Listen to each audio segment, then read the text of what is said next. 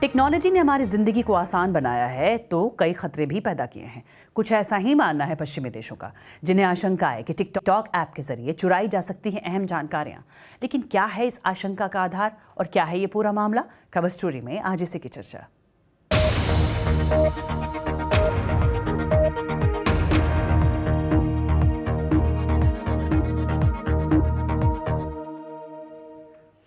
क्या आप जानते हैं कि एक ऐप ऐसा है जिसने कई पश्चिमी देशों की सरकारों की एक तरह से नींद उड़ा रखी है? जी हाँ, ये ऐप है टिकटॉक, जो वीडियो शेयरिंग प्लेटफॉर्म है जिसे चीन की एक कंपनी चलाती है। और ये वही टिकटॉक है जिस पर भारत में पहले से ही पाबंदी लगी है। अब इस पर कई और देशों में भी पाबंदी लग रही है। अमेरिकी संसद में टिकटॉक पर रोक लगाने वाला बिल पास हो गया है, जिसके बाद राष्ट्रपति जो बाइडेन को टिकटॉक पर रोक लगाने का अधिकार मिल गया है। इससे पहले अमेरिका, कनाडा और यूरोपियन यूनियन अपने अधिकारियों से कह चुके हैं कि वो अपनी डिवाइस से टिकटॉक को डिलीट कर दें। टिकटॉक के दुनिया भर में 1 अरब से ज़्यादा यूजर्स हैं और ये काफ़ी लोकप्रिय है। लेकिन इसकी बढ़ती लोकप्रियता के बावजूद पश्चिमी देश इस पर पाबंदी लगा रहे हैं। अब सवाल ये है कि टिकटॉक हाल के हफ्तों में निशाने पर आया क्यों? टिकटॉक को लेकर पश्चिमी देशों की चिंता क्या है? देखिए बीबीसी संवाददाता जेम्स क्लेटन की ये रिपोर्ट। अगर आप टिकटॉक का इस्तेमाल नहीं करते हैं तो देखिए ये कुछ इस तरह दिखता है। इसमें आपकी पसंद के एक के बाद एक कई वीडियो सामने आते जाते हैं। कई देशों में ये बेहद लोकप्रिय है और लाइक्स के मामले में फेसबुक और ट्विटर से कहीं आगे। लेकिन टिकटॉक का एल्गोरिदम इतना गजब का है कि वो कई बार आपके दिमाग को भी पढ़ लेता है और आपके बारे में काफी कुछ जानकारी भी जुटा लेता है।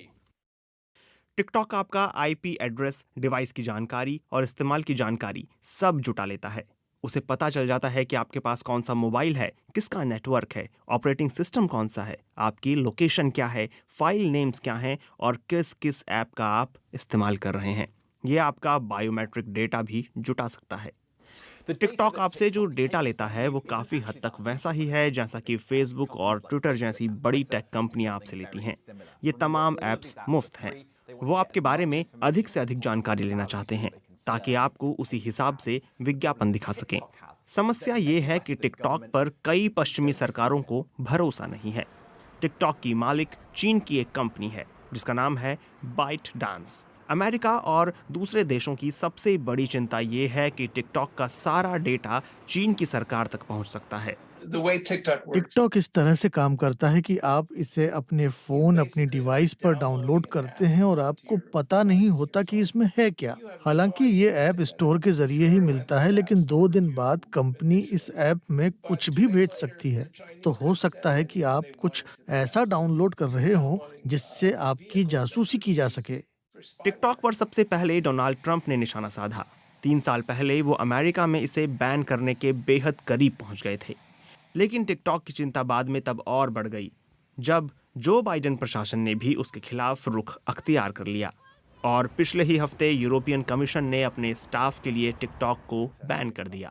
फिर कनाडा ने भी यही किया। टिकटॉक पर दबाव बढ़ा तो उसने बीबीसी को एक बयान भेजा जिसमें कहा गया है कि कंपनी के प्रति अमेरिका का रुख राजनीतिक ड्रामा है और चीनी सरकार के एक प्रवक्ता ने इसकी आलोचना की है। दुनिया के सबसे बड़े देश के तौर पर अमेरिका उस ऐप से बहुत डरा हुआ है जो युवा आबादी में लोकप्रिय है। दरअसल अमेरिका में भरोसे की कमी है। टिकटॉक ने बार बार कहा है कि वो चीन की सरकार को कभी कोई डेटा नहीं देगा और उसने यूएस कंपनी ओरेकल से अपने संबंध का भी हवाला दिया है जिसके साथ वो अपना अधिकतर डेटा स्टोर करता है। लेकिन टिकटॉक की मालिक कंपनी बाइट डांस चीनी सरकार के प्रति जवाबदेह है। साल 2017 में चीन ने एक कानून पारित किया जिसमें कहा गया कि हर कंपनी को इंटेलिजेंस सर्विसेज के साथ सहयोग करना होगा। उसके पास कोई विकल्प नहीं है, मना करने की कोई गुंजाइश नहीं है। टिकटॉक जो कह रहा है वो ठीक है, लेकिन वो इसका मतलब अच्छे से समझते हैं। चीन का ये कानून बाध्यकारी है। सरकार यदि जानकारी मांगेगी तो उसे देनी ही होगी। टिकटॉक का डेटा चीन की सरकार को नहीं दिया जाएगा। इस सवाल पर टिकटॉक तो ना ही कहेगा और पश्चिमी देशों के अधिकतर नेताओं को यकीन नहीं है कि जब नौबत आएगी तो वो बच सकेंगे। दरअसल अमेरिका के पॉलिटिकल एजेंडे के सेंटर में चीन की तरफ से जासूसी की आशंकाएं रही हैं। वहां इसे लेकर राजनीतिक दलों और आम लोगों के मन में क्या चल रहा है, इस बारे में जानकारी दे रही हैं बीबीसी संवाददाता Selena हैटन। There are many people in the United States who think America में ऐसे कई लोग हैं जिन्हें ये लगता है कि टिकटॉक इस समय बस इसलिए निशाने पर है क्योंकि ये उन चंद बातों में से एक है जिस पर अमेरिका की दोनों पार्टी राजी हो सकती है। रिपब्लिकन्स और डेमोक्रेट्स दोनों को ही टिकटॉक से सिक्योरिटी रिस्क को लेकर काफी चिंता है।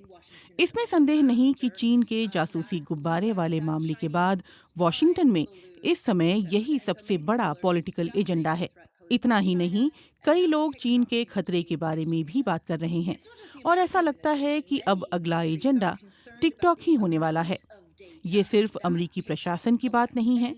टिकटॉक जिस तरह डेटा कलेक्ट करता है उससे कई देश चिंतित हैं और टिकटॉक उन लोगों की भी जानकारी जुटा सकता है जो उसका इस्तेमाल नहीं करते हैं।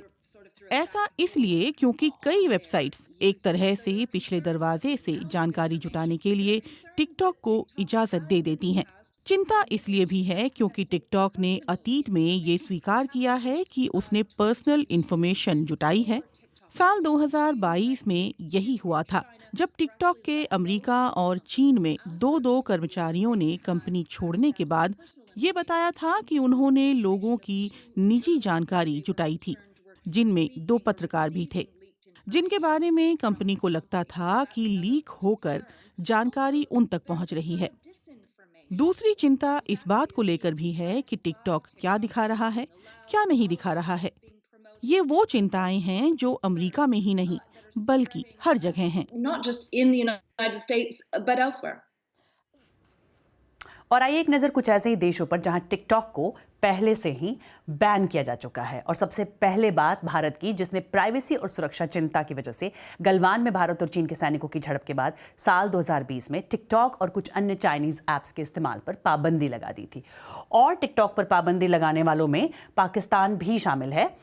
पाकिस्तान में कम से कम 4 बार टिकटॉक को बैन किया जा चुका है क्योंकि अधिकारियों को लगता है कि टिकटॉक इमोरल कंटेंट को बढ़ावा देता है। और टिकटॉक को अफगानिस्तान में भी बैन किया जा चुका है।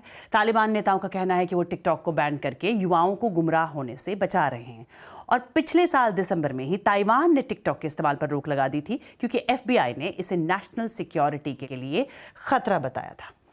और अमेरिका में अगर टिकटॉक पर बैन लगता है तो ये वहाँ सोशल मीडिया पर लगा बड़ा बैन होगा।